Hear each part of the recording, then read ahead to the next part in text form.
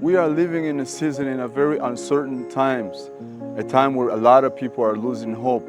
Everywhere you look, you change different channels on TV, you see people being desperate, people marching, people striking, and people are looking for an answer. And I remember reading a few years ago that the World Health Organization had declared that depression had become a pandemic, and it is true. You see people taking pills to sleep, and you wonder what's happening, where are we going as a world? And I remember a few years ago when I was an alcoholic, being depressed for so many years and seeing everything falling apart, you know, losing my family, losing my friends, being chased from work. And everything around me had fallen apart, and I really had no hope. And I discovered Jesus.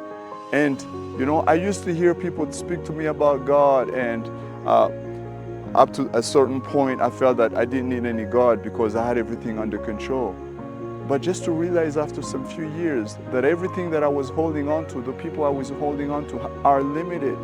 And I'm reminded of the scripture in the book of Psalm 27:10 that says that even though your father and your mother would forsake you, I, the Lord, will lift you up. I, the Lord, will take over, will take you, will not abandon you. And my friend, whoever you are watching this, you might be having a family member who's, you know, drifting away, you've lost hope for this person. It might be a husband, it might be a wife, somebody on drugs. I'm here to tell you, maybe you've tried so many things, you know, rehabs and so many other things. I'm here to tell you, Colossians 1:27 says that Christ in you, the hope of glory. What you need today is Christ. You've tested so many things and they have failed you.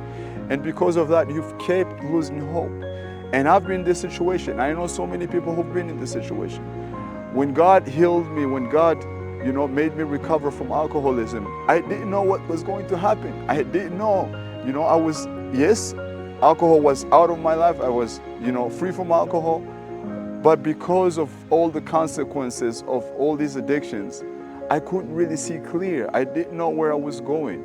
And I remember reading the book of Joel chapter 2 from 25 to 27 that God will restore to me the years that the locusts have eaten. And I'm here to tell you that it is true. Today I'm a father. Today I'm a husband. And I have a hope, and I see the future. You know, at some point everything was dark before me. And so I'm here to tell you that you may be having a relative, it might be your son, it might be a loved one, a husband, a wife who's into addiction, who's into drugs, and you've tried everything. My friend, today is the time for you to try Christ. Jeremiah found himself in a situation at some point where he was desperate too. The prophet Jeremiah. And when you read chapter 32, verse 27 of the book of Jeremiah, at some point God came to him and asked him a question. He said, Jeremiah, is there anything too hard for me, the Lord? And the answer was obvious. Everything is possible for God. So you need to believe. You need to try Jesus. Whatever you are, whichever part of the world you're in, God is able to come to you, give you salvation, and give you a new start. It is true. I'm a witness to that.